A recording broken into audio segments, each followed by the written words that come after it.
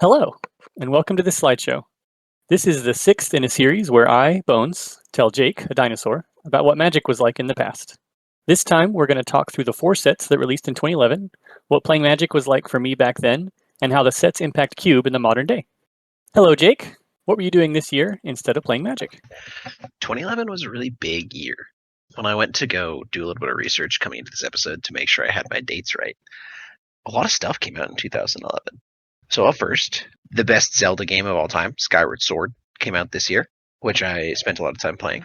I've never played it. Oh, it's super worth it. I think it's a really unique take on the series. And yeah, I love it. I'm actually considering replaying it in the modern day. But Mass Effect 2, one of my favorite games of all time, came out this year. Mm-hmm. And I actually got into the series, when I saw Mass Effect 2 and then realized there was a first one. And went back, got both of them, played it this year. Still love that to this day. The last time A Song of Ice and Fire book came out was 2011, 15 years ago. No. That's so brutal. And I know that because I read them this year. Wow. And since then, they've never released another one, which is really crazy in the scheme of what we're talking about here. You just thought the next one was right around the corner. Yep. I thought, wow, there's 5 of these. Little did I know. That's why I don't read fantasy series that aren't finished at this point. Yeah. This is a great piece of evidence for having that policy. Yes. And then last but certainly not least, a friend and I spent a fair bit of time winning a game of Call of Duty Black Ops Zombies. Okay, do tell. So we discovered that there was a bug where if you put enough Claymore mines on the map, the game will crash when it goes to load all of the zombies at the same time. Mm-hmm. Okay. Now, mind you have to get to like wave 45 for this to happen. But after a lot of persistence that only those with a lot of time on their hands could achieve, we essentially managed to get deep enough in a run. And then we lined up all like 24 zombies or however many can spawn, killed them all at the same time. And when the game tried to load in 24 more, it crashed. And so we consider that a victory because, we never died and the game ended. Yeah, you sound like a win to me. It took many hours, but honestly, it was a lot of fun. I think really fondly of that. And it wasn't something we knew would happen. It was something we noticed that with a lot of them on the map, it got laggier and the game was there, and we sort of just played around with it until we managed to make it work. And there was a lot of satisfaction in that. Awesome. So this wasn't something like you read online and then tried to emulate? I'd heard in like a forum thread it was possible, but it wasn't something that we saw like a detailed guide on doing or anything like that. We just had heard it was possible, and so we chased it for a very long time until we managed to get a deep enough run to make it happen. That's awesome. Yeah, I don't think I ever made it to wave 45 in any of my zombies exploits.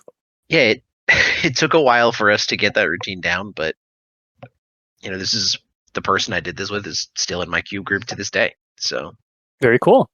So that's what Jake was doing, and here's what I was doing. So it's the end of my second year of college, beginning of my third, and I realized that I hadn't given you any context for what I looked like at this time. And then I remembered that I got a driver's license renewal right around this time. So I have some visible evidence here.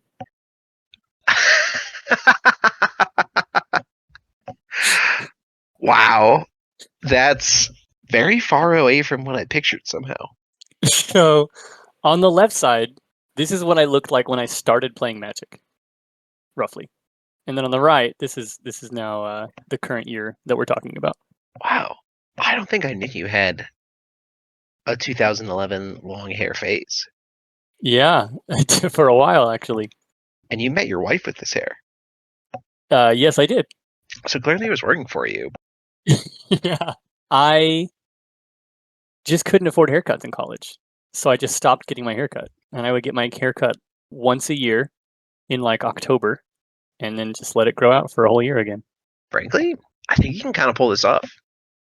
Yeah, I could. I can't anymore, but I could. Yeah, Back totally then. fair. But I also had a long hair phase, not this long, but it looked much worse than this. So this is a great addition to these videos. On the right side there, this is a photo that I posted to Facebook that I called an ideal opening hand. Yeah, I mean that is a very Bones hand, unsleeved. Oh, of course. Yeah. Why would I buy sleeves? Sounds like a waste of money. I mean, I guess that's a good point. If you can't buy a haircut, sleeves Yeah, exactly. are lower priority than that. In my second year of college, beginning of third, in the interim, I moved out of the dorms, and I moved in with my, at the time, girlfriend and a friend from college into a duplex. Our first taste of like adult life outside of the college. While in the duplex, I also proposed to my girlfriend, and so became fiancés. I got a cat that I did not tell the landlord about because I didn't want to pay the pet fee. So we had a secret cat in our like our laundry room that we like. She was part of the house, obviously, but like all of her stuff was in the laundry room and her litter box and food and everything. So if they did an inspection, it was really easy to hide her for the duration of the inspection. Wow, the secret cat is crazy, but the proposal while in college is not something I knew either. Yes, yeah. So yeah, we started dating in 2010. We get engaged in 2011, and we get married. Spoilers, in 2012. Wow, your 2012, what you were doing is going to be way more interesting than mine. Yeah, perhaps. I will find out. I have no idea what you were doing. I'm still working at Hastings, and we're doing a lot of video game midnight releases. So I get the thrill of starting work at like 8 p.m. on some nights because I'm gonna have to work until like 1 a.m. Have you been to many or any midnight releases of things? I think I went to the midnight release of Mass Effect 3, if I recall. Excellent. I didn't have a ton of video game money in these days, so there's a lot of playing video games on repeat. Mm-hmm. But I think I went to that one. I probably wasted some money. I was misprioritizing my money with getting new video games that I should not have been getting instead of haircuts, for example. I was also working a lot of them at Hastings, and so I was getting that kind of like community experience without having to pay anything. I also got a discount at Hastings, so it wasn't as reckless spending as it could have been. Yeah, that totally makes sense. And I think that these were a really big thing at the time. Oh yeah. I recall wishing I could go to more. It was just sort of a thing where my parents were absolutely not going to take me to one of these.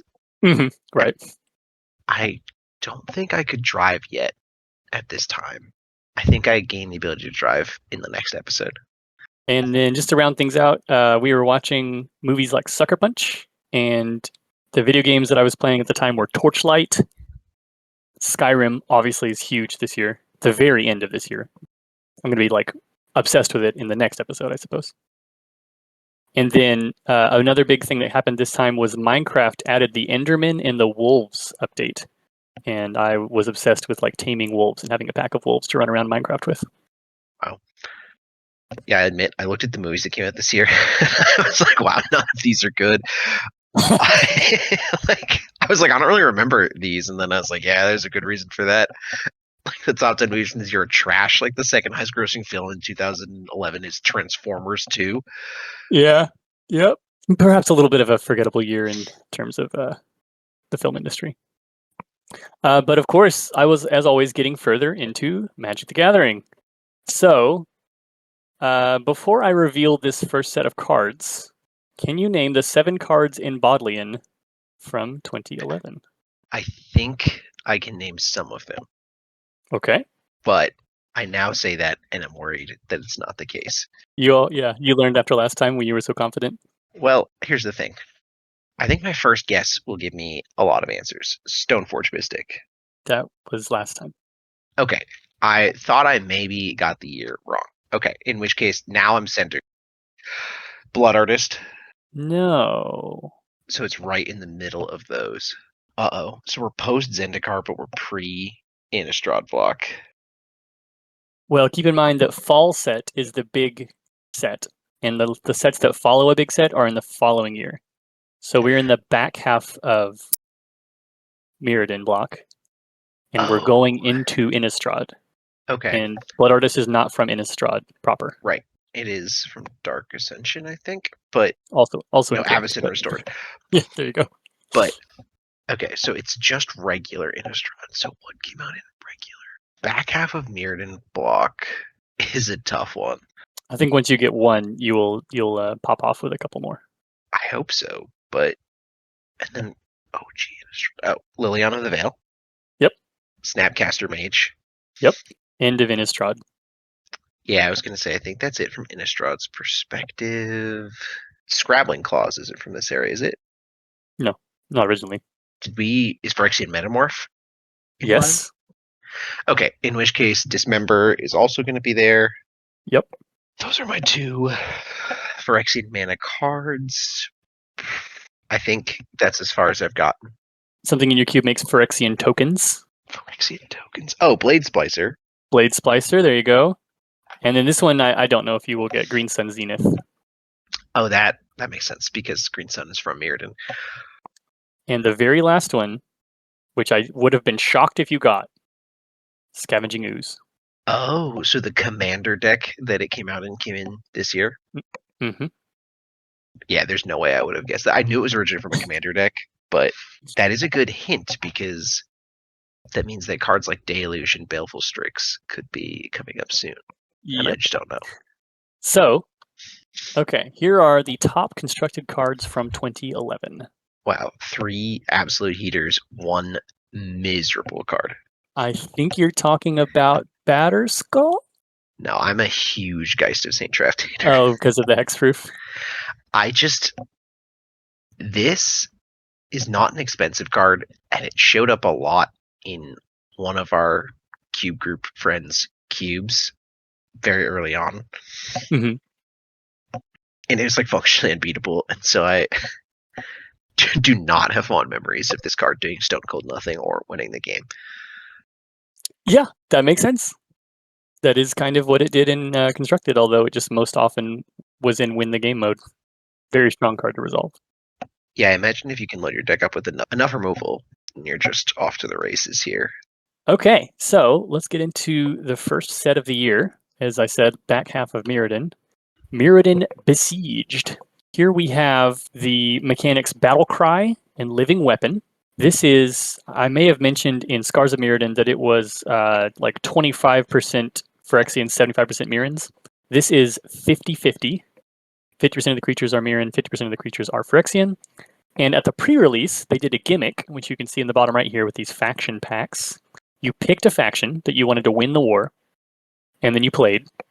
And what they told us was whichever group got more people who selected it at pre-release or wins at pre-release or whatever would determine the outcome of the game. And they told us that they had created 2 full sets, Mirrodin Pure and New Phyrexia, and that would be the set that comes out next, based on pre-release attendance. This is such a famous story that I've actually heard it before. Yeah. Even though this is way before my time, Magic players love to talk about this. Yeah. Of course, that was a lie. All had been made for New Phyrexia. They had created one promo, which is this mana rock that gains you a life. Pristine Talisman, that's what it is. And there is a, like, somewhere out there, Mirrodin Pure version with the Mirrodin Pure set symbol. That's so cool. That was just like a preview card to be like, this is what type of set we could be getting. And it was never going to happen. Yeah, I mean, that's such a good story and marketing thing. Like, I recognize there's some amount of being disingenuous, but it's to a pretty cool end in this case. Yeah. Yeah, I felt betrayed at the time because I hated Phyrexians. But, you know, I think in the overall scheme. So, first up, we have some Just for Jake cards. And I know that you're going to know Hero Blade Hold and Go for the Throat, for sure. These just seem Jake-coded. Absolutely. So I love Hero Blade Hold. I do think all the arts from this time for Hero Blade Hold are rough. Yep, many such cases. We are not through the woods yet on depictions of women. No, and it won't be until Phyrexia All-Will-Be-One Commander that we get a Hero Blade Hold art that doesn't look like this. Long time away. Long time away. Still love this card. It's clean. It's elegant. it beats down. And it would never get printed today because they would call her name, not Hero Bladehold, so that she could be a commander. Go for the throat. Incredible. Yeah, thoughts on Go for the Throat? Finally, a Terror variant and a Doomblade variant that makes sense. Yeah, I mean, I love this card. I think it is really cool. I think it's a classic, and the art is excellent. I have never seen the card Sangromancer before, so I'm going to read it now. Really? Okay. Yeah. Okay, so those two abilities have nothing to do with each other. It is a cool life gain payoff in black. I guess it ties life gain nicely to two things black wants to do, which is destroy creatures and make your opponents discard things. Mm-hmm. I like it. And I have seen Glissa the Traitor before. I feel like this is a very famous card. First Strike Death Touch is just such a provocative combination of abilities. Yeah, absolutely. This is also kind of a big narrative reveal because Glissa was the protagonist of original Mirrodin. So a Phyrexianized zombie Glissa was a kind of a big deal, if you knew the lore. Yeah, why is she a zombie? That's just the way that they were doing Phyrexians at the time. There's no Phyrexian creature type, so a lot of them are just zombie to indicate that they have been Phyrexianized. Gotcha. Is she still a zombie today? Yes, she's a Phyrexian zombie elf. Gotcha. Okay, that makes sense. I think this card's really cool. Really hard to cast, but I think the artifact synergy is also kind of cool. Like, I imagine even just like a bauble with this is an additional source of card advantage on top of Erebase. Yeah, this is kind of like if Lurrus had any swag at all. I mean, I'm a big Lurrus fan, non-constructed, that's stupid, but having to draft around it. Yeah, but I see the comparison you're making here, and I agree this is a cool way to get those artifacts back. Okie dokie. Glad to introduce you to Sangromancer. I had assumed that was more well known, and I'm glad that I was wrong. Cool for cubes. So Phyrexian Rebirth is the skeleton of a card that I don't like. Oh yeah, this is a card that I think is super cool. The art's excellent. And I know that in the future they will Phyrexianize this card even further into Sunfall, and then you will hate it. But I do see how this is the design skeleton that leads to Sunfall in 2023. And I think it's a really cool card. I think a Wrath that you want to pay 6 for is pretty cool. And man, what good art. Really good art. How often do you see Hero of Oxid Ridge in cubes, if ever? I feel like when I originally got into Cube, this was a red 4-drop that the sort of unpowered vintage Cube folks sometimes had. Like, especially 720 card list for some reason. Yeah. This made it in. I still think it's a very cool card, but man, a 4/2 is a really tough stat line to get in. The art rips. I think the card is super, super cool, but I don't see it much these days. Yeah, I think it's been outclassed about a dozen times. But I feel like that means this would be a really cool card. Like, I'd love to see this even in like a regular cube style cube. Like, it feels like it could fit in plenty of spaces. Just kind of has to get noticed. Are all Mirren horses like that? Like, I feel like the Hero Bladehold horse is a not metal version, but they have that like snake mouth. Yeah, they are. I'm not sure what species they are exactly. Okay, I was just curious. Yeah, I don't think we have any of that creature as its own card. We have a Chrome Steed in this set, which looks pretty much just like Heroes, but I don't know exactly what they are. Okay, so that's just what horses look like. Weird. Yeah, I guess so. Okay.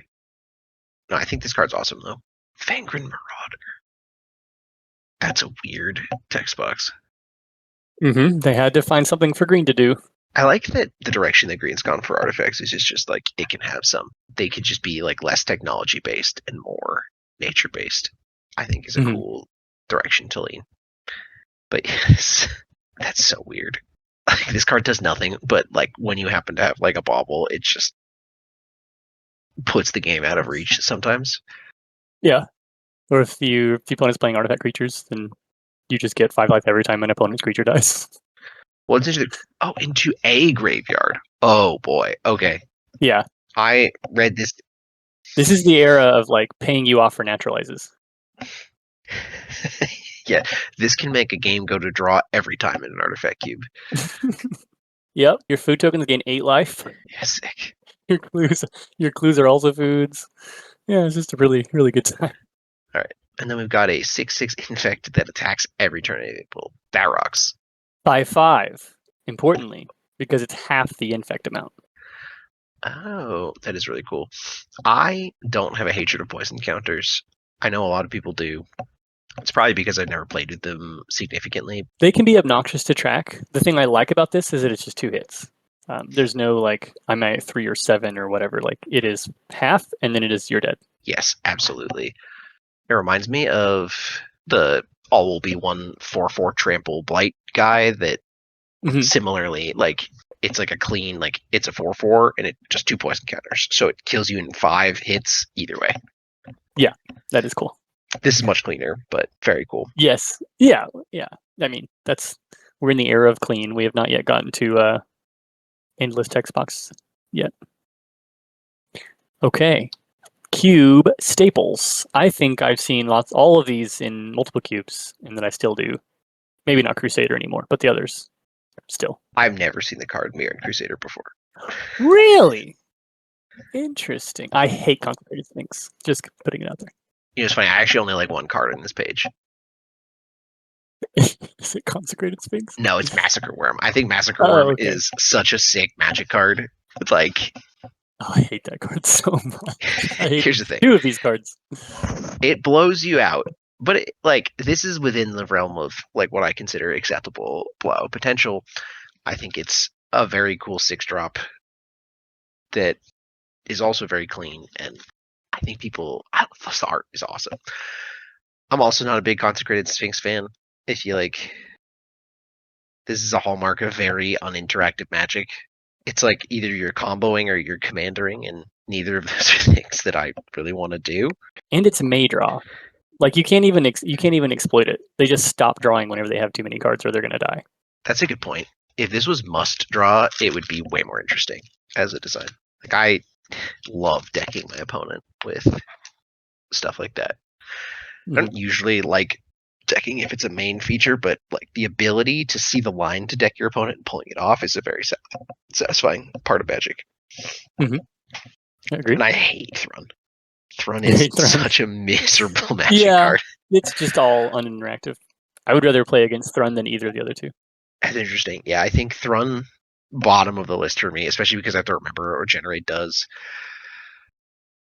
It's just like there's no way to get rid of it except to go bigger than it, which, man, I think Thrun might be my least favorite of this style of uncounterable hexproof creatures that they've invented. You can Edict it, you can Wrath of God it, you can Thoughtseize it. But you can't even Wrath of God it because they just regenerate it. Wrath of God says can't be regenerated on it. Oh, right. I forgot about that. Because usually it's flavor text, which is why I run Day of Judgment instead. Yep.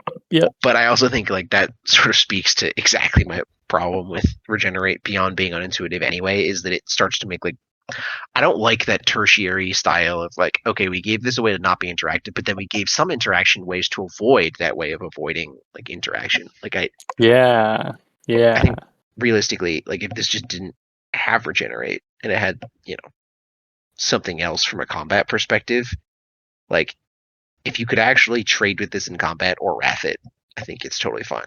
But the fact that you can't, ugh. In Crusader, you never seen before. I know you don't like protection. No, and I mean protection from black and green, that sucks so much. I guess it's really good against Thrun. But another good example of like being like, yeah, there's Mirror and Crusader in this cube to deal with Thrun. Like, God, just don't put either in the cube. like save us from that. I can see why this was a significant card at some point, right? Like if you're white and this is black, like I guess they can. There's just a certain amount of opponents this destroys. It's wearing a sword of something and something else by default. Yeah, dies to Massacre Worm. Feast and Famine is the green-black one? Yeah, that's right. Okay. That's the one that mills or the one that makes wolves? Body and Mind is mills and makes wolves. Feast and Famine is discards and untaps all your lands. Gotcha. Pass. Very good art, but pass. Yeah. Okay, personal favorites. So Vidalcan Infuser has a special place because I liked the charge counter mechanic in Mirrodin, and in Cade's Counters of Monte Cristo, I like making little charge counter dirtily engines that usually win with like Golem Foundry or Lux Cannon or something like that. So this is just one of my favorite like blocking dirtily creatures that help my artifacts do better. And sometimes you can go infinite with Magistrate Scepter if you like copy this a couple times, or if you have a proliferate engine of some kind. I can see that. The rest is just me back in the day loving to be aggressive with goblins. So these are some of the best aggressive creatures and spells. I mean, 2/2 Battlecry for 2. It's a pretty cool stat line. All the Sun Zenith cards have great art and are really interesting. Obviously, Green Suns is the most iconic in terms of its constructed pedigree, but I think all of them are really cool. And Signal Pest rocks. Signal Pest, I feel like could have been on the Cube staple page, personally. I just think this is in a lot of places.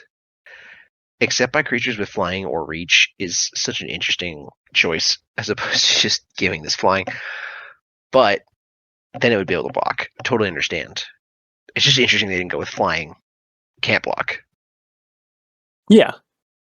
It is interesting. But it's a very cool card. And it always does more than I expected to. Yes, I have found that to be the case as well. Even a cool ninja enabler. Oh, okay, yeah. I never even thought of that. All right. Fun facts about the set. So you mentioned Green Sun Zenith. My fun fact about this card is that I didn't realize that it said green. So for a little bit, I was playing this really janky allies deck, like this Bant allies deck, because I love the ally triggers so much. And I was playing Green Sun Zenith. And you can only get green creatures. I was getting like Halamar Excavator and my 1-drop and yeah, that is a way stronger magic card. Yeah. If you just cheat, it's really good. We will mention this card again in an upcoming slide, but for now, I was playing it incorrectly. Blightsteel Colossus was kind of an indicator that the war was going badly for the Mirrans. Their like greatest champion that was supposed to be impermeable, the Darksteel Colossus, was shown to be quite permeable and fell to Phyrexia, and then became one of the best cheat targets in the game. Yeah, I mean, I think this card is very cool. It's only for formats where you're doing this, but like putting Infect on the indestructible 11/11 trample is just kind of a good way to remind your opponent that the game is over. Yeah. Like, they're like, no, I can just like jump block this a few times. It's like, yeah, or we can just play the next game. Decimator Web here is just like a fun design because it kills you 10% in 3 different ways. That is really cool. This looks like a card someone goes infinite with somehow, and I don't understand it, but that's pretty cool. I think it's very cool to push on all 3 axes of the game at once, a little bit every time. Absolutely. And then Corrupted Conscience is, I'm just calling it out here because I don't know how much you know about the plot of Mirrodin Besieged, but here we have Karn under Phyrexian influence. Do you know anything about this? So all I know about this, I think, is like Karn like made Mirrodin. Mm-hmm. But then he was like, whoops, absolutely brought a little oil, and then he leaves for a while. Mm-hmm. And he comes back and like sees all this happening. I don't know how he falls under, Phyrexia's influence in this particular set. But I know that it is his fault that the Phyrexian oil got here. Yes. So he planeswalks back and sees that the war is going on. And as he's trying to get to the bottom of it, I believe he gets captured by the Praetors, and for whatever reason is unable to planeswalk. And they can't corrupt him. They can't make a planeswalker become Phyrexianized. They would figure it out later, spoilers. But in this block, it is not possible. But they're able to keep him under wraps, basically. So he's incapacitated, and he should be the most powerful person to correct the tip the scales in the Mirren's favor. And he gets taken out of play in Mirrodin Besieged. Gotcha, thus enabling them to win. Yeah, and that will be another important beat the next set. Okay. So, following up, new Phyrexia. So, Phyrexia has won the war. The Mirrans are now extremely small amount. Like I said, I think it's 25% of the set is Mirran creatures. It is very small. I believe by the time we get to all be one, it is down to 10%. I think only the creatures in the red-white color pair specifically, like the seeded deck for drafting that is red-white. That's all of it. That's all the not Phyrexians. Every other color pair, 9 color pairs, all Phyrexians. Yeah, that's crazy. But that is a really cool way to mechanically show that over the course of the set. Though, interestingly, it doesn't stack like that when you draft, right? Because you go, at this point, you'd be going 1-1-1, right? Mm-hmm. Yeah, I hadn't considered before that actually that shift is a little bit diluted by the fact that you have all 3. I don't think I'm going to get into it, so just to wrap that up, the plot eventually, Koth is fighting the Phyrexians with Elspeth and Venser, and they eventually get to Karn to free Karn. So Venser's magic is teleportation magic, and what they discover is that Karn's heart is corrupted. He has a heart stone or something that Urza used to make him. And that's the part that they were able to corrupt, because his silver golemness is incorruptible and can go through time. That's why he was made of silver in the first place. But the stone that animates him and eventually gave him his spark actually came from Urza. Is Urza's Heartstone, I think. But that's what enables him to be a planeswalker, to planeswalk, and it's his heart that is corrupted. That's why he can't leave. And he's under basically Phyrexia's control. And in the climax, to help free Karn, Venser teleports his own heart and spark into Karn, and Karn's out at the same time, sacrificing himself to save Karn and purify him. Ah, okay. So that's how we lose Venser. That's how we lose Venser, and that's how we get Karn liberated. That's how he becomes liberated from the Phyrexians. Ah, before becoming an oppressor in his own right. Yeah. Exactly. So in this set, we also got Phyrexian mana and Splicers, as you are aware. Those were the mechanics. We already had Infect and Living Weapon and all the other stuff from the rest of the block. Metalcraft, all that jazz. The new stuff was Phyrexian Mana Symbol, which was, of course, perfectly balanced and caused no issues. And Splicer Creatures, which is not really a mechanic, but that's what they were building around. Something crazy that happened here. This set released officially May 13th. 2011, full month ahead, right before spoilers would begin, on April 19th, the God Book, which is the entire set as a viewable physical spoiler, was leaked. 100% of the set was leaked a month ahead of time. I think I've heard about that too, because that happens all the time now, but I know for this time it was really rare. Yeah, it was pretty unprecedented, especially the entire set. You would get little bits of leaks, just forever. But no, this was the whole set, completely spoiled in high quality a month ahead. 25% of all the Magic cards in the year. Yeah. I believe it was given to a pro player for whatever reason, and then he shared it with some friends. And then one of the friends is the leaker who got in big trouble. Gotcha. Didn't the pros get it so that they could prep for pro tours and stuff? I think it was something like that. They were okay to have it. It was they had an NDA or whatever not to talk about it. But because of the resulting leak, 3 people, I think, got banned from the Pro Tour. Okay, so we've got new Phyrexia. We know the full set going in. So, just for Jake, look at that. Phyrexia Mana Symbol and Blade Splicer. Yeah, I mean, I love Blade Splicer. I think this card rocks. I actually still run the new Phyrexia foil promo, even though, or I think it's just a foil, it's not a promo, but even though it doesn't say that it's a Phyrexian Golem, because, who cares? Yeah. And it's just, I think this is a near perfect Magic card. That's how I feel about it. I think it scales to a variety of places. I think it never feels completely overwhelming, but it also always feels pretty good. Great art, too. Yeah, absolutely fantastic art. Also a big Phyrexian Metamorph fan. I think as far as Phyrexian mana goes, this is far and away my favorite use. Cool. Good to know. I mean, 3 mana plus 2 life, copy anything on the battlefield. Again, it's quite good, but it scales so well to whatever's going on. Okay, Noxious Revival. I have very mixed feelings on this card. I think one of the worst things in Magic is when you know the top card of your deck / your opponent's deck can't get them out of the game state.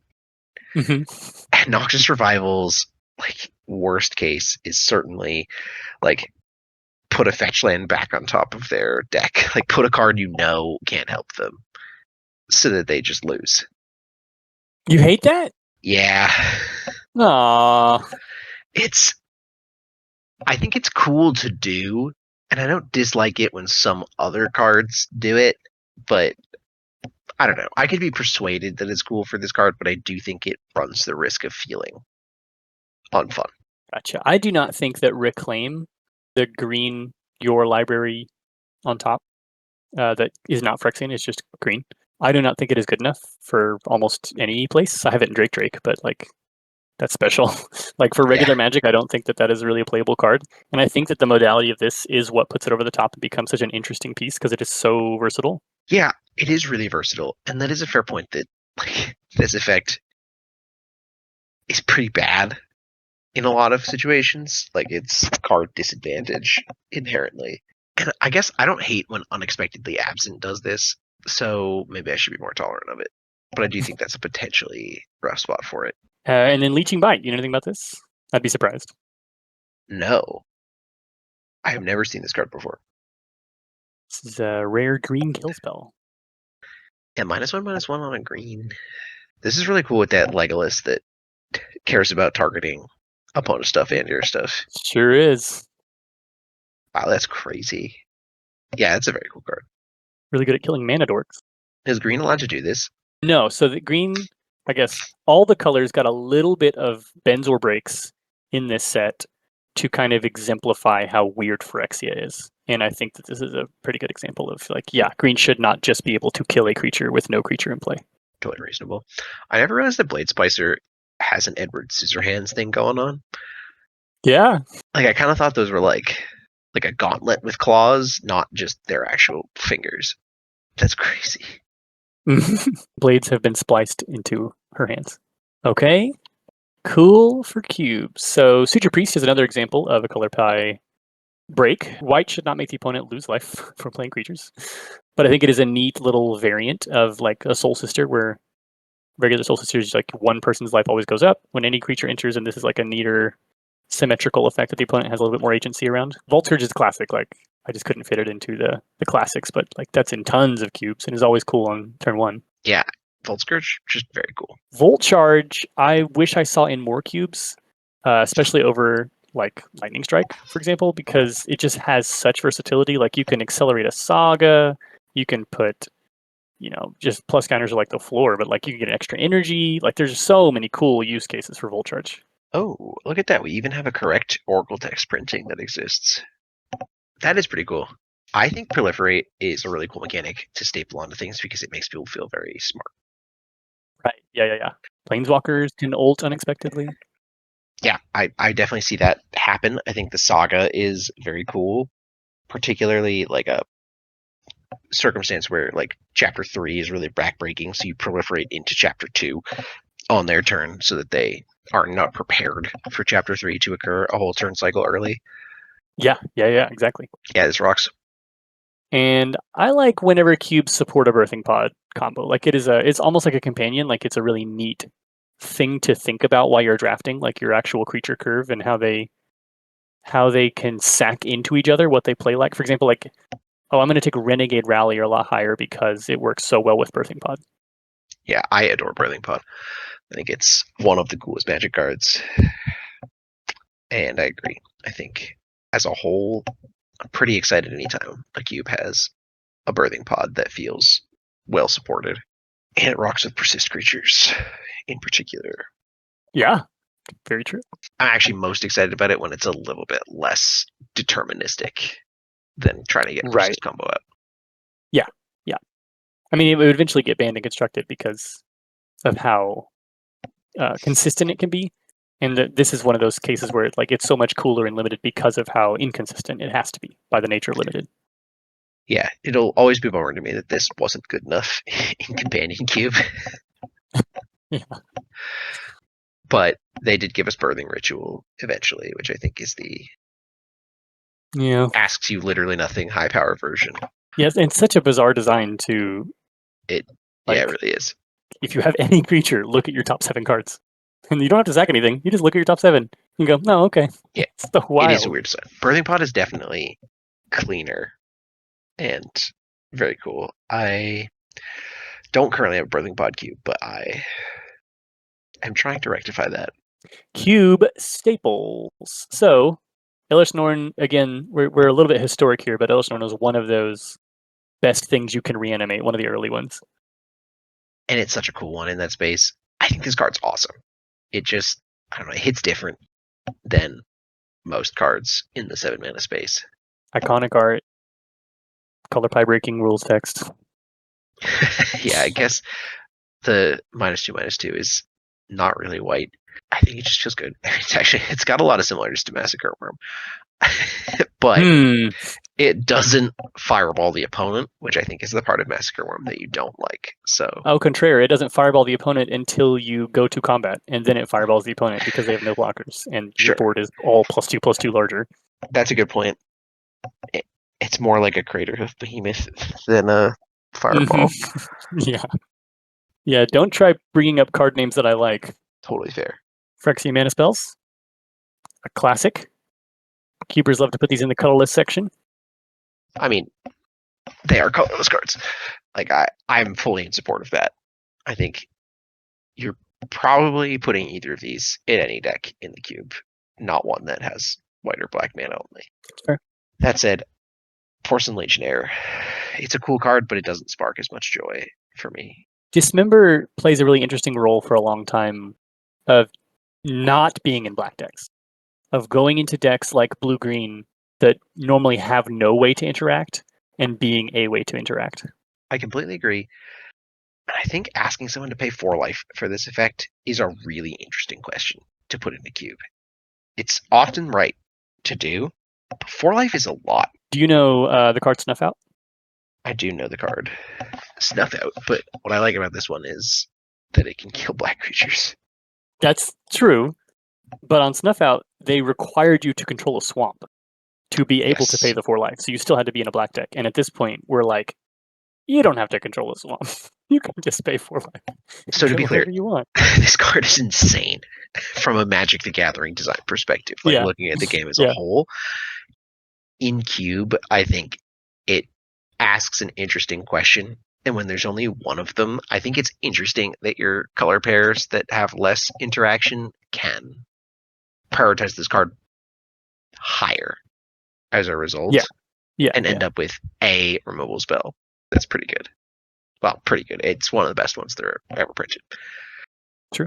And 4 life is just a lot. Like, if you know you're paying 4 life, people don't talk about the times when you're at like 6. You draw this card and you think to yourself, man, that doesn't do it. Yep. Unless you have Batterskull, in which case it costs nothing. I guess we already talked about Batterskull a little bit. I mean, I think Batterskull is, first of all, the art is incredible. It is such a cool Magic card. I think about running this card all the time because I think it is so cool. And I actually did for a long time. It's just so swingy. 100%. Yeah. I think if I were to redesign it, if it just gave...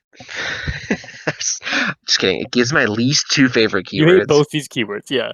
If I could... Honestly, if it gave, like, Trample, ETB, gain 4 life, that would be a sick Magic card. Like, take the lifelink off, just make it. And it even goes back to its hand, right? So you could loop it for life. You just have to spend, 8 mana to do it. I just think this puts a lot of games out of reach, even though it's really cool. And I respect designers who are comfortable with that, but it isn't for me. Okay. Personal favorites for me, I like Vapor Snag. I like Unsummon variants.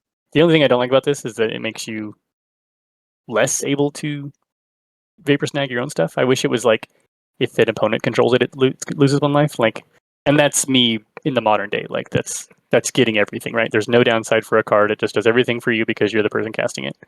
And I think that we're still in the era of, you can do that, but it will cost you. And we're just not to that point yet. But I love Unsummons, and I like nickel and diming my opponent for little bits of damage. This is exactly what I want to be doing in my Fairies deck. A tempo play that also hurts the opponent just a little bit. I mean, this card rocks. I've never seen Chancellor of the Forge before. This, I think, is the most words of any card we've read so far. Yep, I think so too. But it's actually, if it's in your opening hand, it's Sentinel Dispatch with no defender, which is pretty cool. And haste makes you a And raging haste. goblin. Wow, yeah, that rocks. And then when it goes, you put those goblins. All the Chancellors are very cool designs. Mm-hmm. That is a very cool rare cycle. I agree. Urbrask, original Urbrask, I think is a very cool Magic card. Another color pie break. It's the theme of New Phyrexia. Vapor Snag making them lose life in blue, and Urbrask making opponent's creatures enter tapped. It's funny because like Shield Red is all black effects. Reanimation and Sacrifice are both black. And Jin Cataxius, reducing the opponent's hand size, I guess, it's arguably blue, right? It makes them discard, which is black, but it's arguably blue. If it's not blue, what is it, right? Well, it is black. There is a cycle of cards in Kamigawa that are black that reduce the opponent's hand size. Oh. And then Vorinclex freezes the opponent's lands when they tap them, which it doesn't seem particularly green, but I mean, it is like something happening to lands, so sure, maybe it's green by default. But Urabrask and Nailish Norn, I think, are probably the biggest. You're not supposed to do that, but I guess it makes sense. Yeah, this is such a cool card, though. Like, I think it's fascinating. I also like flavorfully that Urabrask's biggest problem is with Elish Dorn, and it's a white ability that he has. Yeah, that's true. Do you know the flavor of how Urabrask is the only Praetor that's a homie? I do know that he's sort of like. Well, I think the flavor text actually, speaks to that a little bit on this card, but I am familiar with the fact that he is much more chill towards the Mirrans, and like fundamentally makes sense, right? That the color of freedom is opposed to the idea of uniformity. Do you know that he is the reason that Atraxa is the 4 colors that she is, and she's not red? Because he just like wouldn't participate in creating her. Yeah, they took down an angel in combat, and then all the Phyrexian Praetors like worked together to complete the angel, and he wouldn't join. I didn't know that, but that makes it even cooler. It makes one printing of that card cooler, and the other is still an abomination. Sorry, it makes Urabrask cooler. I don't think any of the printings of Atraxa are cool. Fight me. Every single Commander player ever. And Shrine of Burning Rage is one of my all-time favorites. I love playing this on turn 2 and saying, this is going to kill you. And then we're like 7 turns later into the game and it's becoming a problem for them. Yeah, this card's iconic. And I think there is something really cool about a style of card like this that just comes down onto the battlefield and says, we are playing a different game of Magic now. Yep. Like, this is here. It's not going away. Here are the new rules. Mm-hmm. You're racing this number. Okie dokie. So, next up, fun facts. So, Splinter Twin has existed the whole time. The card, not the deck. Splinter Twin has existed the whole time. Pestermite has existed the whole time. And Extended exists. Modern is about to exist. And that deck is kind of in people's minds as they're looking to the way this new format's going to work. When Deceiver XR gets printed, now it's a deck. Now you can't Lightning Bolt the creature. This is the real deal. This is like now legacy viable win condition type stuff. It's funny, I didn't think of Deceiver Exarch as being Phyrexian, but now that I look at the art again, I'm like, yeah, what else could it be? It's part of a cycle of 5 Exarchs that are all clerics and are now Phyrexians that all do something similar. The red one is give you +2/+0 or give the opponent -0/-2. And they're all so unremarkable that you probably didn't even know this was a cycle. I have seen Entomber Exarch before, now that I Scryfall the list. But you're right. Deceiver is by far and away the one that I recognize on this list. The friend that I got the duplex with loves Mono Black. Plays Mono Black religiously. And when Phyrexian Obliterator comes out, he ascends to a higher plane of success with Mono Black. And I enter a new world of torment where even my beloved Goblin Grenade is not a good answer to his best black threat anymore, and I am effectively racing him to get to 4 mana before I just start losing the game in big chunks of my board. Yeah, whenever he got his 4th copy of Phyrexian Obliterator, I was in a world of hurt. My win percent against him probably dropped to 10. Did you consider Dismember? I never did. Because that would have been really good. Yeah, great thinking. Never crossed my mind. That said, I actually think this card is so cool. I don't think it's fun to play against. And I think in limited design, we over-index on being hard to cast as a reason to let cards be miserable. Mm-hmm. I agree. Like you're like, oh yeah, well it's 4 black symbols, so like your opponent has to like really work. And it's like, yeah, the opponent has to play a really good draft to make that work. Maybe get lucky, right? But like, let's say they're playing skillfully, they draft a really responsible deck. Well, you in the draft didn't get to like fight them over that meaningfully. You had an impact on it, right? But when you go sit down and play them and you lose this card, you don't think, man, if I had simply drafted differently or played differently, I could have affected their ability to cast that card. And so then it's like, okay, so my opponent played a good game of solitaire, and then now they have this ridiculous beater that destroys me. That said, great art, very evocative design. Are you aware of the source of this design, Phyrexian Negator? Do you know that card? I think I've seen it before, but I would have a hard time saying exactly what it is. So this was the iconic card from Urza's Destiny, a 5/5 trample for 2 and a black.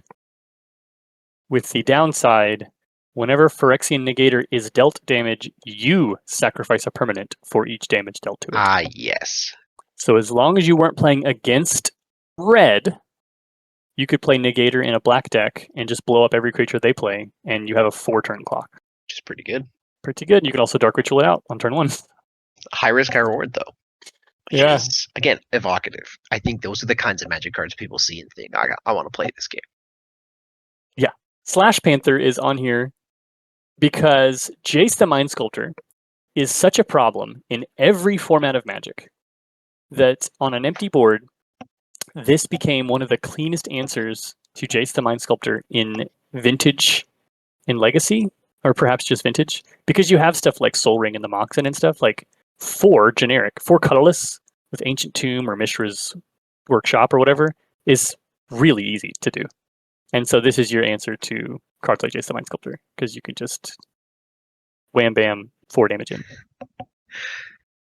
That's so funny compared to a Bloodbraid Elf as an answer to Jace the Mind Sculptor, but I totally see how that could occur. But I do love when a draft common ascends to constructed playable because of something no one could have imagined. Yeah. And then finally we have Karn Liberated.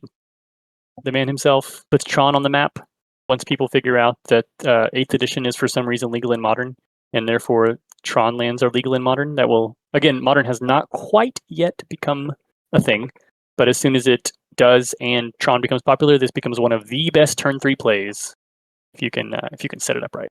I mean, again, the ult, you read that, you think, wow, that's an incredible line of text. Restart the game. I don't think this is a fun card to play with or against, really. Pretty much true. Okay, all right. Moving on. I have foreshadowed it enough, but we're going to have some bans and a new format. And some bans in the new format. So in June 2011, we lose Jace the Mind Sculptor and Stoneforge Mystic, effective July 1st, 2011. Unless you are playing the exact event deck that Stoneforge was printed in. That is something they still do to this day. But I think the mana base in their pre-printed decks is bad enough to keep the good cards in check. Yeah, this is the first standard bans in a long time. The first standard bans since I started playing in 2006. I didn't even know that they could ban cards in standard. And this is the Stoneblade deck, right? Yes, yeah. Or Cawblade. Interesting that they still have a typo on this to this day, where there's no space between Stoneforge Mystic and Will. Yeah, you know. Okay, and so they banned all these cards? Are those pre-banned in Modern? So, Modern gets an unofficial MTGO queue, kind of like pre-modern has right now, where they're just basically letting people play with it because it's fan demanded. And I think Gavin Verhey is involved in popularizing modern, if I'm not mistaken. And then in August, it becomes an official queue, replacing extended. Extended goes away as a format, and modern is the new format in that's place. So you could play all of these cards: Ancestral Vision, Bitter Blossom, Red Return. These were not pre-banned. These were the first bans because of the decks that were popular in July on MTGO. And then the format continues to get figured out. What's funny is that you can just see exactly what the decks were, what people went to, if you just look at the next set of bans. So Blazing Shoal gives +X+O, so people were pitching Progenitus to give Glistener Elf +10/+O and do a turn 2 kill with Infect. Yep. Cloudpost was the kind of forerunner to Tron. People were just playing Cloudpost and Vesuva, copying Cloudpost. Greens and Zenith would get banned in modern, I think just because of its raw efficiency, which was a shame for me. Playing my janky allies deck, I was like, I can't even play this card. I couldn't even cheat. Yeah. Speaking of raw efficiency, yeah. Yeah, raw efficiently, especially if you cheat. Ponder and Preordain, just far too efficient. Preordain, I think, doesn't get unbanned for until 2022 or something. Yeah, it's really interesting that many of these cards are no longer banned in modern. And then Rite of Flame was just a famous Storm enabler. Right, because today, Bitter Blossom, Jace, Stoneforge, Preordain, and Green Sun Zenith are all unbanned. And Volakut and Ancestral Vision, a bunch of these cards. Not Grave Troll. Well, Grave Troll is on a revolving door, banned, unbanned. Dredge 6 is a stupid line of text. That's one of those cards that, inevitably will get banned everywhere because eventually Dredge 6 is a problem. Yeah. And then, as you can probably guess, between September and December, it turns out that when you ban all of the most effective unfair decks, fair decks become really strong, and Wild Nacatl gets banned. Classic Grove of the Burn Willow Zoo, right? Yep. Grove remains unbanned, only Punishing Fire gets the axe, but Wild Nacatl removed from the format for a little while. So, next up, we've got our time-traveling sponsors, the first of which is Bethesda, infamous for its contribution Skyrim to the nerd zeitgeist and to my relationship with video games as a whole, my wife's as well. She became obsessed with this game. She was obviously a gamer before, but she's played more of this game than I have, which is really saying something. But their lesser-known contributions that also came out this year include Brink and Rage. Do you know anything about these games? I've played Rage. I have no idea what Brink is. Did you like Rage? I don't think I played very much of it. This was at a friend's house, but I remember being fun. Yeah, I thought it was fine. I unfortunately fell for the hype cycle and got really excited about all three games, Brink, Rage, and Skyrim. By the time Skyrim rolled around, I was prepared for disappointment, and maybe that's part of why I loved it so much whenever it was an amazing game. But Brink was like a team shooter type thing with a very deep system of player movement, like mantling over things and vaulting and all this stuff. And it had classes. It was almost like Team Fortress. Gotcha. Okay. And then the servers went down a couple months in because it wasn't popular enough. Couldn't do anything. Yeah. I also played a lot of Skyrim this year, though I will contend to this day that Skyrim copycats did immense damage to the next 5 years of video games. Yeah. After it came out. Everyone and their mom was like, what if we put the most miserable, boring side quests into our game so that it could be 3 times as long, and we can say it's like Skyrim. Oh yeah, that's you true. Just can't go back and play those games from that era again because you're just wow, this sucks. Why are there chores in it? Yeah. And Skyrim hit on a lot of great notes in many ways, right? I'm not trying to attack the game itself. I just think the wake of the copycats of Skyrim did a lot of damage. Makes sense. That's a fair criticism. Our second sponsor, this was iconic to me at the time. This could be the soundtrack for this year as a whole. I'm curious if you'll have the same response.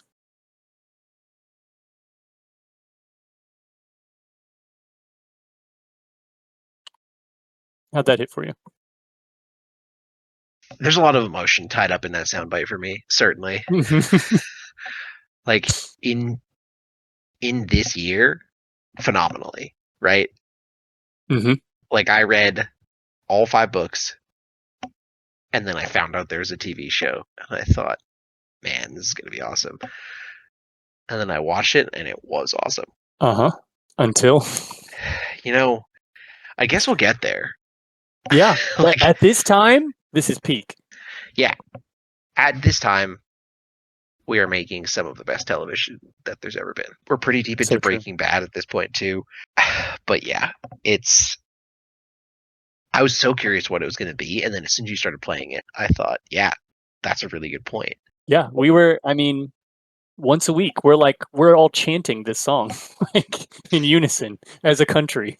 I mean, I haven't gotten to college yet at this point in time, but this becomes a thing that all of my college friends and I do together when episodes are dropping. And there's a long decline before that stops being a thing that we do. Yep. And I guess we wrap up in 2018, I think. I think so. So we will, over the course of this series, experience the whole time frame of Game of Thrones. Yeah, it's pretty crazy.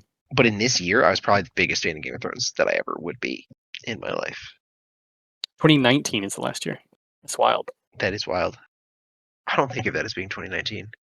Huh. Well, anyway, absolutely true. Yep. An iconic soundtrack, and still probably one of the strongest intros. Like, I think most television intros today try to do this. Yeah, I mean, it really stirs something in you if you live through this time. Like, even knowing how bad it's going to be, there's still something just so iconic about it and so compelling. Completely agree. So next up, the very first Commander product was released, replacing Elder Dragon Highlander Commander, not 2011, just Commander, like Plane Chase or Archenemy, the one and only product we'll ever need to make for this. Commander was released June 2011.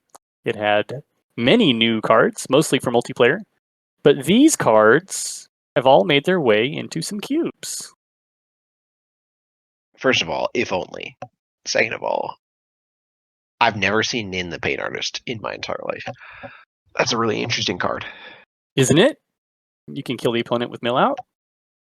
You can turn your tokens into you drawing a bunch of cards. Yeah. You can just, deal 3 damage to a 4 toughness creature and draw 3 cards. Very flexible design. Can also nuke herself to just draw a bunch of cards. Big fan. Yeah, super cool.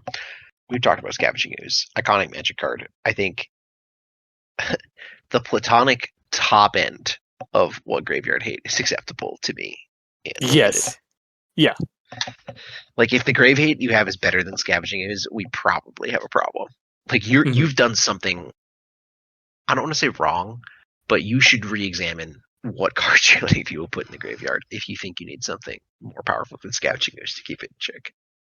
I don't know if it's because it's an artifact or because it starts at 1/1, but for some reason, Scavenging Ooze feels so much more powerful than Lion Sash to me. It's interesting. I think of them as pretty similar, but I do think the fact that you can Stoneforge out Lion Sash as a graveyard hate piece is a very cool interaction. But I think of them as pretty comparably powerful. But not gaining life and not getting as big is true. Like, I do think Scavenging Ooze is more powerful, particularly if we're just playing, good, clean, limited Magic.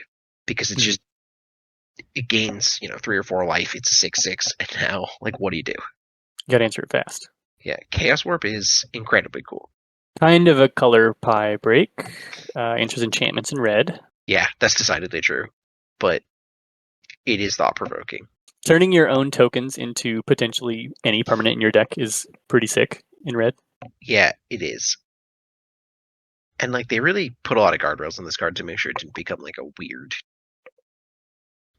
brainstorm into this is show and tell engine. Mm-hmm. Yeah. Which I guess is really just to say. Yeah, it's so weird.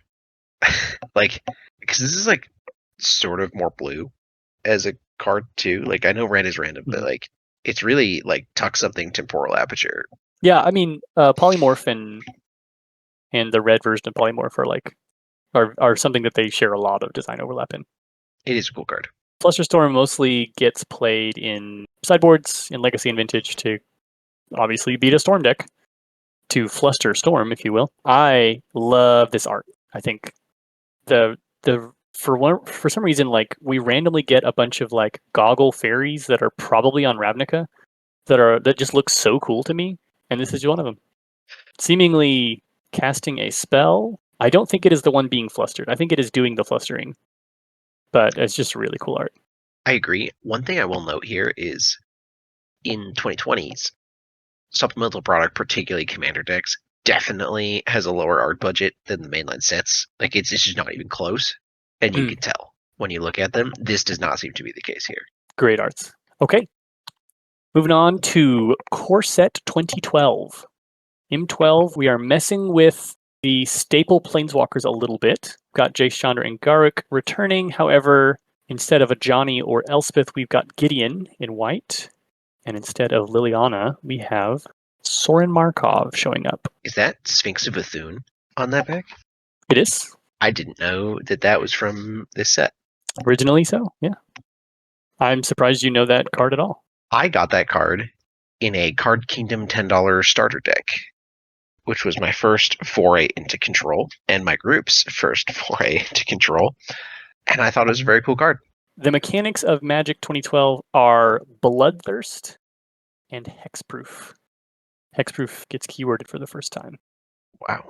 Bloodthirst is a returning mechanic. It was originally the Guild Pact Gruul keyword, and here it's returning on vampires. So it's appearing on non-red, non-green cards for the first time.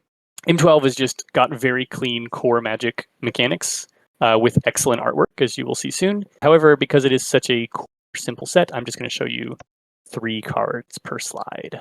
But look at that, great art. Ring Flesh. Never seen that before. Really cool design. Not as good as Disfigure. A cool knob to turn. Yeah, an interesting kind of twist on Disfigure. Tungra Builder is pretty cool. I lost a lot of games to this card. Not usually a Hexproof fan, but it's compelling and the art is really cool. Oh, and then I didn't know this Garruk was from here, but I am familiar with Primal Hunter. I think there's a lot of Planeswalkers that do the like plus make a 3/3 minus some kind of value. Olds, big win. I think this card is cool, but I don't think I've ever really played with it because Nissa and Vivian have existed for the whole time that I've played Magic. The original Garruk is just perfect. Just peak Planeswalker design. They've never done that again for Garruk, so that's true. Mm-hmm. Okay. Cool for cubes. Angelic Destiny is kind of like Rancor, but +4/+4 flying and first strike. That actually is really cool. It just costs a ton of mana. Mm-hmm. Do you think I could put that in Midwinter and it wouldn't be trash? I think it'd be very strong, most likely. I really don't think it would be trash. I think it would be quite powerful. I'm gonna have to think about that. I do feel like that's a very on vibes card. I agree. On vibes. Hopefully not too strong. Stonehorn Dignitary. What a good art. Mm-hmm. I absolutely adore the style on this one. What does it do? Oh, this is pretty degenerate. If you have a Soul Herder, this is kind of a lock. The opponent just doesn't get a combat until one of these creatures is destroyed. Yeah, there's a lot of ways to just make it so your opponent can no longer attack or block. Attack. They can always block. Yes. But, wow. That might be some of my favorite Magic art of all time. Something you may not know, if more than one Stonehorn Dignitary enters and their abilities target the same opponent, that opponent will skip that many combat phases over multiple turns if necessary. You can't skip one for all the times that Stonehorn's entered. So if you played Stonehorn and flickered it 3 times, the opponent skips their next 4 combats across their next 4 turns. I don't think I would have guessed that, but that's really cool. And Sundial, popular one with Andy Mangold. Yes, very popular with Andy. I also think this card is really cool. I think in the evocative, what can I do with this space? Mm-hmm. A lot of potential. I once saw a really janky deck that used it with Planebound Accomplice to cheat original Nicol Bolas into play. Keep it, which is really cool. Big fan of core sets having the occasional rare that just doesn't appear to do anything, doesn't have any obvious utility at all, and asks you to figure out what to do with it. When we will see some more of those in this very set. Okay, cube staples. Jace Memory Adept, one of the more miserable early cube staples, puts you on usually a 3-turn clock. What a Magic card. This one is rough. I think people who've never played against it often say, like, oh, how bad could this be? And don't realize that when Consecrated Sphinx is a reliable card you can cast every single game, this is heinous. On the other hand, I love Phantasmal Image. I think more cubes should be playing Phantasmal Image. I am also a huge fan of this card. It's just very cool. I think the entire do they call that phantasmal effect? It's usually illusion text. The illusion text is really, really provocative.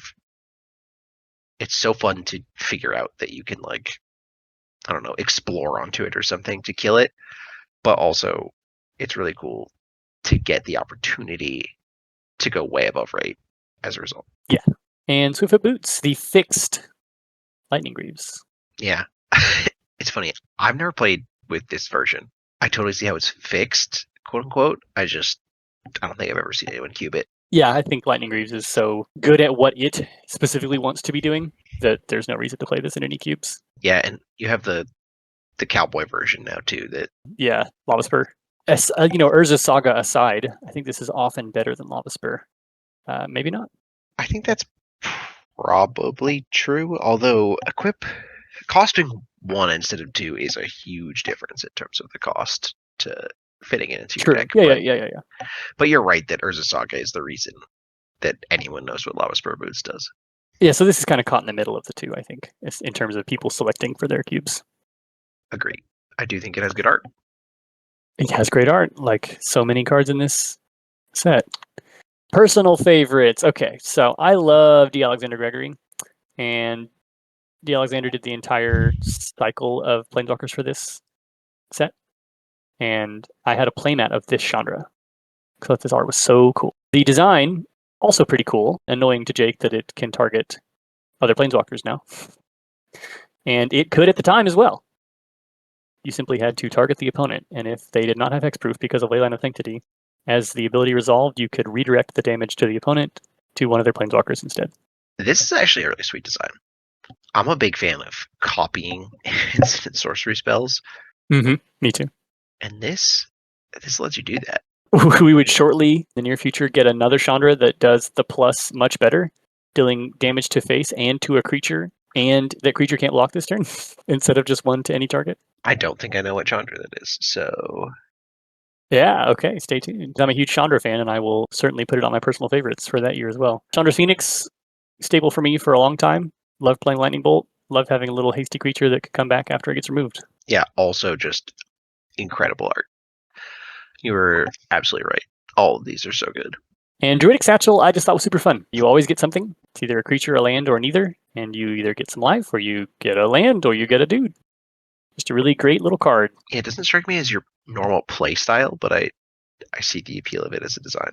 I believe this was very briefly in the first version of Amonkar. I can see it. Because of the landfall potential. Alrighty, and then fun facts. So, around this time, I'm working at Hastings, and I've gotten a couple other players at Hastings interested in Magic, including my store manager. My store manager played a lot of World of Warcraft and is just kind of a collaboration-minded person and is not so interested in PvP games. And whenever my store manager learns about Horde Magic, and we did it on a couple lunch breaks playing with pre-made decks that I had designed to fight against the zombie horde, he became obsessed. And that was the way that he always wanted to play Magic, as a team against a self-running deck that is trying to kill you. And Gideon's Avenger was one of those great cards where play it, the horde plays a bunch of zombies, they all swing, Gideon's Avenger becomes huge, and you have this really fantastic blocker that can eventually start putting in huge chunks of damage into the horde deck. Yeah, against a token spamming non-human opponent, this card rocks. Yep. So this is just one of those that always reminds me of that time where I was first teaching my coworkers play Magic, and this is just the type of card that is so good in some random format that it's just not really very good anywhere else. You gotta imagine this gets reasonably big in a regular cube.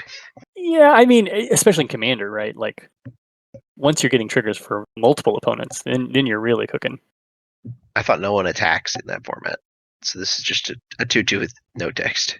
Yeah, this does do some deterrent, but once the goad mechanic gets designed, Now we're talking. That's a combo. Personal Sanctuary is what I was foreshadowing earlier. This is what do I do with this type rare from the set? Can you imagine any other enchantment this might combo well with? Bitter Blossom. No, that is life loss. It is not damage. Oh. Then no. Do you know the alpha enchantment, Mana Barbs? Nope. Whenever a player taps a land for mana, Mana Barbs deals 1 damage to that player. I do see how that would be good. You can tap all your lands for mana and your opponent can't. Well, they can. They just lose a life Not for for everyone. long. So this is one of those, janky little combos that people were like, oh, well, you can do this combination of cards. I think Mana Barbs was printed in 10th edition or something. So they were both cards that people had for their kitchen table decks. So kind of like if you ever heard of Stuffy Doll and Pariah. Nope. Pariah is an aura that all damage that we dealt to you is dealt to enchanted creature instead. Oh, and Stuffy Doll's indestructible. And Stuffy Doll's indestructible, and when Stuffy Doll takes damage, it punches the opponent for the damage. So all damage that we dealt to you is dealt to your opponent instead with that combo. Stuffy Doll's a 0/1, right? Yeah, a 0/1 indestructible for 5. Ah, yes. Notable Fire Swamp card. Yeah. Dies to the Claw card from Neo. Really hard, though. Yep. Sure does. And then Garrick's Horde. I am several years from becoming a judge. But this is one of the first kind of judge trivia cards that really blew my mind and would actually later get an oracle text that makes it more clear why it works the way it does. But Garrick's Horde says, in this printing, you may cast the top card of your library if it's a creature card, which is very strange because you're able to morph Zoetic Cavern, a land with morph from Future Sight, from the top of your library. You're revealing the top of your library. It is not a creature card. It is a land. And yet you propose to the game, I want to cast this creature spell from the top of my library, and Garrick says, okay, you can do that. Yeah, so the oracle text of this card now is you may cast creature spells from the top of your library. Look at the faces of these little beasts to the left and right. I really love the way these faces are drawn. You were right that this is a great art set. And I like that Garrick is just in the back over there. All right. I think the next one is... Yeah. So... The reason this slide is intentionally left blank, I have sprinkled in little hints along the way. Over the course of New Phyrexia and some other elements in Magic, I've become a little bit disconnected from new releases. So there's no game store in my town. I have to go 30 minutes outside the college town I was in to get to an LGS, which I usually did not want to do. There's like all these Phyrexians running around, so even when I do play Modern, I'm playing against stuff that I hate. I'm playing against like Infect, I'm playing against Affinity, just stuff that I feel way outclassed by because I'm playing like really budget allies and goblins and stuff and doing bad. So I'm playing a bunch of Commander with my friend. And eventually, I'm so sick of the Eldrazi and that I just kind of check out. I start playing games like Skyrim a whole lot, games like Minecraft, I get really deep. League of Legends, I'm still obsessed with. I've moved out of the dorm. I have a cat. I have a new fiance. I've got other things on my mind. And so for the first time, I take a break from the new releases of Magic the Gathering. And I completely miss Innistrad. Oof. That is a rough time to have chosen it in hindsight. Yeah. I never drafted this set. I don't even remember ever seeing it, in stock anywhere. I don't think I ever opened a booster pack. Just completely missed it. That's so interesting. I have opened Innistrad booster packs.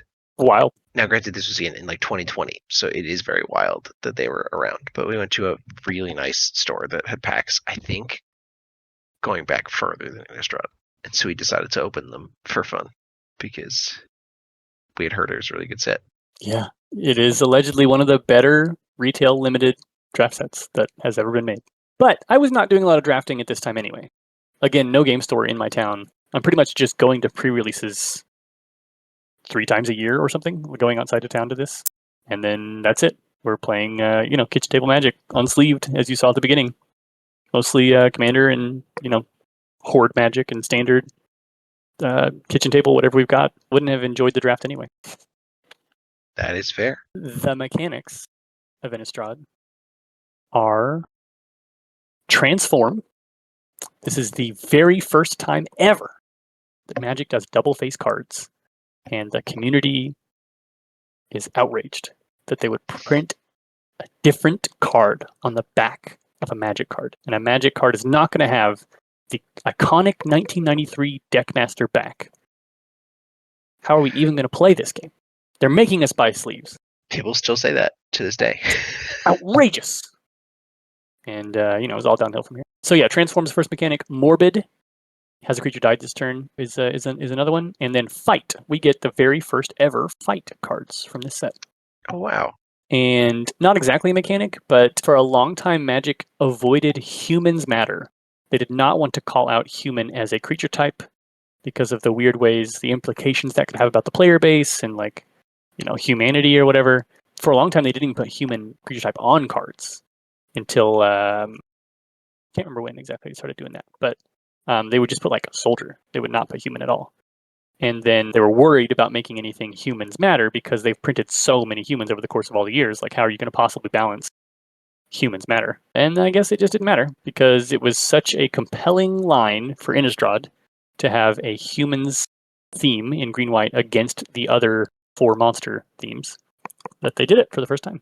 That is really cool. And it does fit the lore of Innistrad super well to do that. Right. Yeah, it's just so perfect. Like, how can you not do it, basically?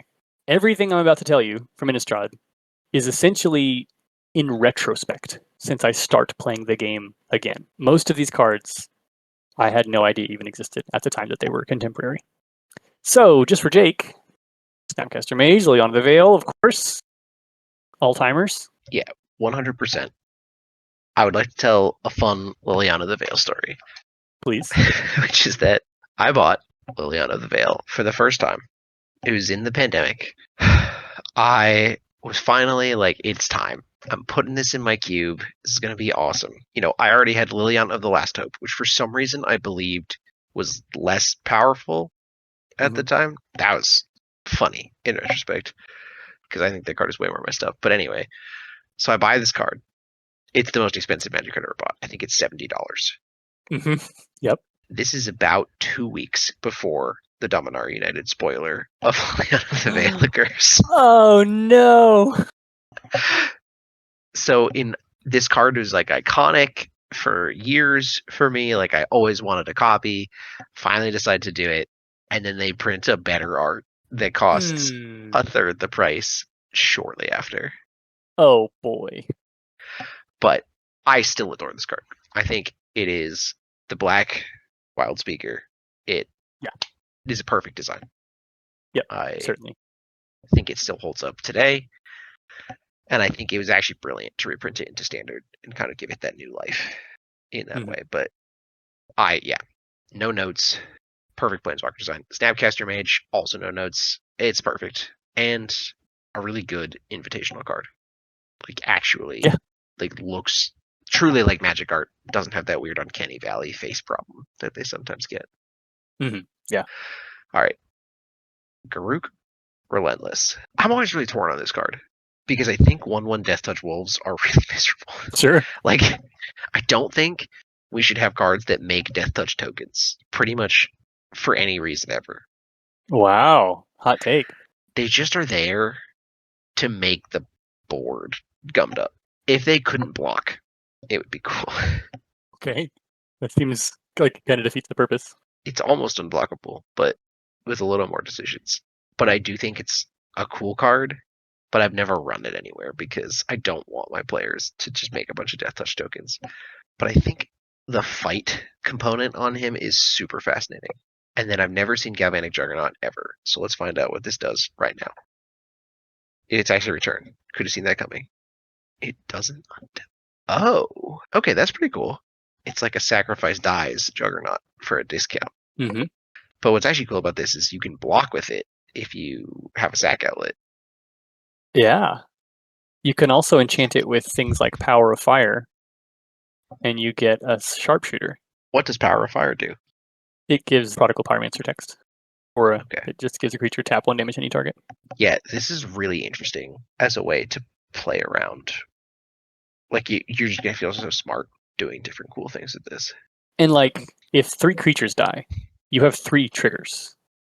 So if you have anything to do with it between those triggers, you're going to feel like a genius. That's a really good point. Yeah, I was a pet card for a long time for me. I would eventually put it in my budget cube. They can't chump block it either because it's any creature. So if it kills what it's fighting and lives, it just... Yeah, you have a 5/5 blocker. Yeah, this is a really cool card. Yeah, I'm a big fan of this card. When I eventually built my budget cube, this is one of my favorite beaters. It, for some reason, got an old border printing in the recent Innistrad Remastered. And so now it lives on in my Ancient Desert. I mean, actually, that's pretty cool. Yeah, suits the vibe. Okay, cool for cubes. Scabruinator is just one of those, like, dream unearthed targets. Yeah, this card rocks. I actually cubed it in Bodleian at one point in that cube's history. It wasn't called Bodleian at the time, and it looked very different, but I have a huge affinity for this card. This is a Born Oculus if it was cool. I think I mostly agree with you. It's just a really cool card. And I think it's the kind of aspirational card that has captured cube designers' attention for a long time. It's just cubed in so many spots because people love it.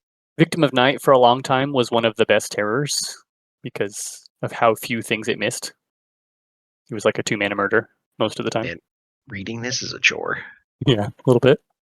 I do not have a lot of affinity for terror variants that miss certain types. Totally understand why they make play in various constructed formats, but my god, like, there's nothing worse than you're like, oh, I cast this, and you're like, oh, I forgot that card's like randomly a vampire, even though it doesn't matter at all. The weird thing is that this can hit spirits. That is weird. Huh. Yeah. Yeah, I don't know. No idea at all. I also a big fan of Brimstone Volley. Just love 5 damage if you can find a way to turn it on. I also think this card is really cool. I remember opening this in my pack of Innistrad that I opened and thinking the art was incredible, and that is a really cool card. I would be a big fan of this design at 2 mana that could not hit player. Kind of an Unholy Heat, a little bit more fair. Oh, now you're talking. Holy crap, that would be a cube staple. And then Ambush Viper. So again, we have not gotten Fight until this set. So green's options for removal are quite limited. And this is one of those like early classics for like actually green removal, destroy an attacking creature, basically. Maybe the most classic and famous color part break of all time. Hornet Sting. That is most famous to me. I think that's fair. It's funny that they're all green. Like, I think Harmonize is also arguably high on that list. It is in green's nature to creep into places it doesn't belong, to evolve. That's fair. But I don't really have a problem with this card. Budget cube banger. Cube staples. So we already talked about Geist of St. Trapped a little bit. Obviously, hugely popular in cube and constructed, to your dismay. Yeah, and I think in 2026, I find this a lot less offensive than I did in 2021. But that's not really a positive for it so much as it is just a lot of shit that's been printed between now and then. Mm-hmm. But I see why people like it. Not great that it requires a Pyroclasm to answer. No, it really isn't. Although the Sheoldred's Edicts of the world have improved. Yeah, that's true. Spider spawning is a cube designer favorite as much as it kind of makes games very difficult to ever end. Yeah, I think you summarized that nearly perfectly. Like, the last time I played against this card, I think was in Loam Cube. Oh no. And my opponent just had like 8 spiders, but I had 3 Tarmogoyfs that were 7/8, so it didn't matter, and I just let them deck themselves. Wow. That's gross. Yeah, they melded Titania, and it didn't matter. It just traded with 2 of my Tarmogoyfs, and I was like, sick.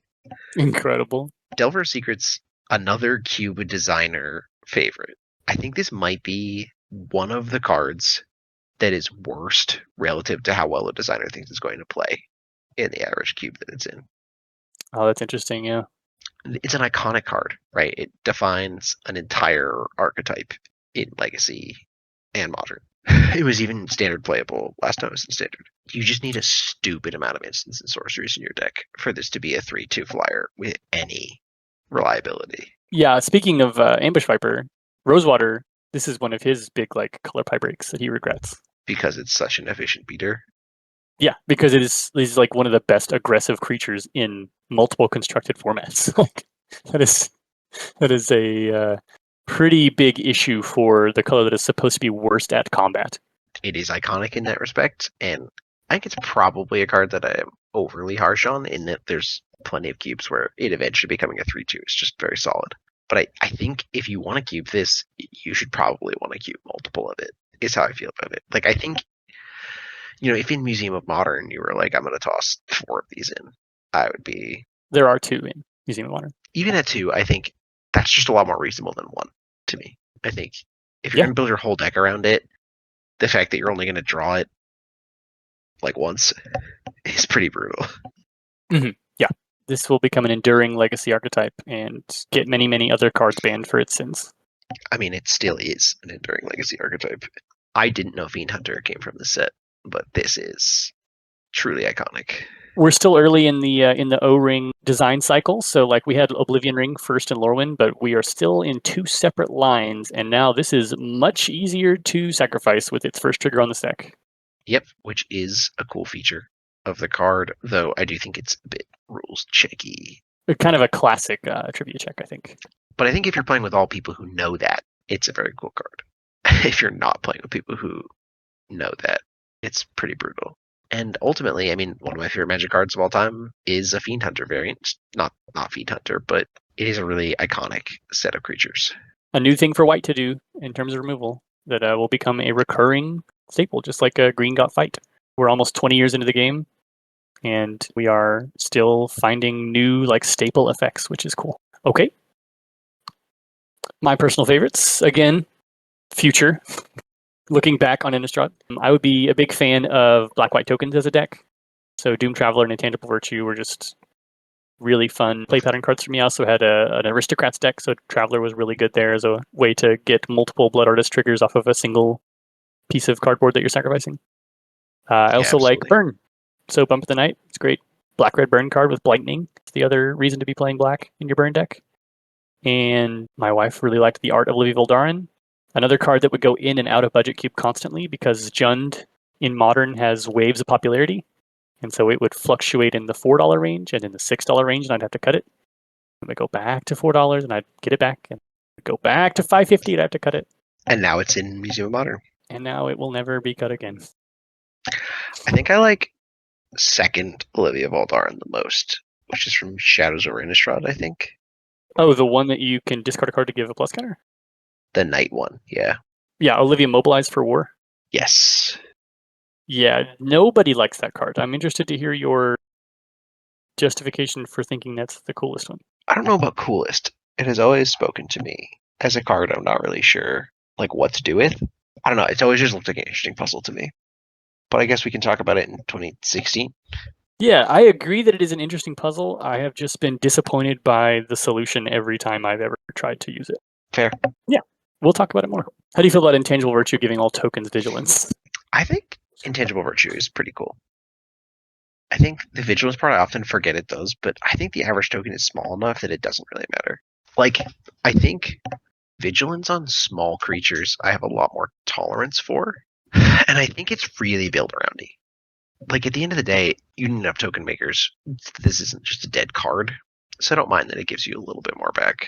Are you aware of the format block constructed? I have heard people say that before. And have assumed it is constructed using a single block. That's correct. People would occasionally play it as a format, kind of like Pauper.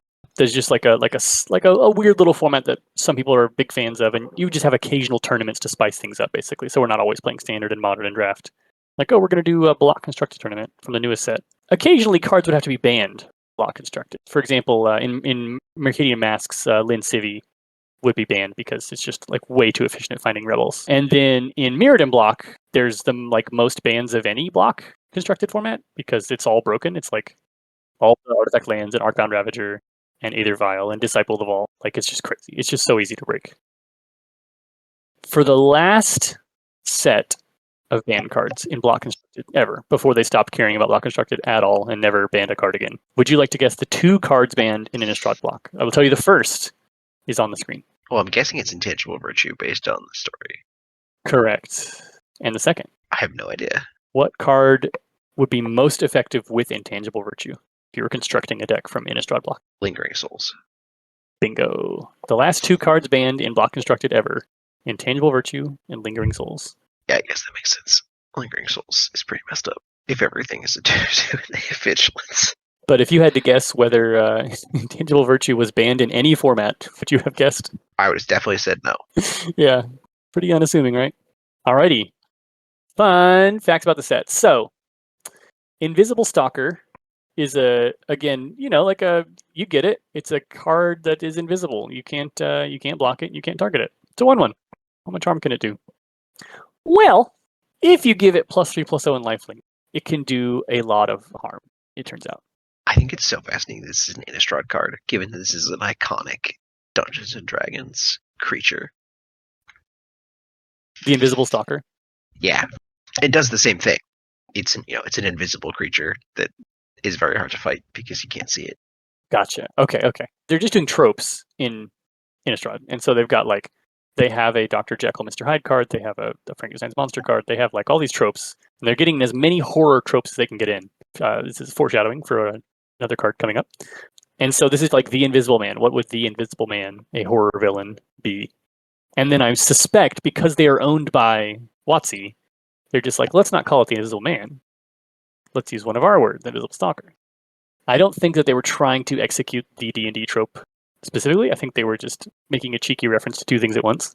That makes a lot of sense. And I do see how a 4/1 unblockable hexproof lifelink is a problem. So as amazing as Innistrad block draft is, some of the staple decks that I have heard recur from draft to draft and are the most successful are Spider Spawning with Mulch and all the other milling cards, and Invisible Cleaver.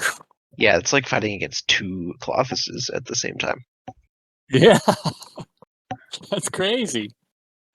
A 1 is already horrible. 2 is not even a cool synergy payoff. That's a good point. Is the Ancient Grudge, fun fact, the flavor text being the most memed flavor text of all time? It sure is. Just wanted to make sure you knew about that.